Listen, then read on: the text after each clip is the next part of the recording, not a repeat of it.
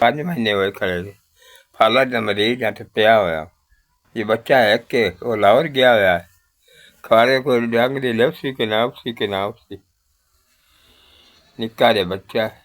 जी ਅਸੀਂ गरीब बंदे आ घर किसे जाते से बच्चा साडा आता भी आप दा कोई नहीं। रोटी जगह पैसा कोई नहीं, रोटी ले पका के खा लइए। इन्ने गरीब है, तंग हो गया दवाइयां तो भी बहुत तंग होया, दवाइयां तो भी बैठा जी 5 महीने हो गए ने। आ देखो आज ਅਸੀਂ बहुत माड़े बंदे आ जी, कोई साडी इमदाद करो गरीब। 4 ਤੇ 5 सलाम अलैकुम जी। 5,000 रुपया मेरे को पहुंच गया।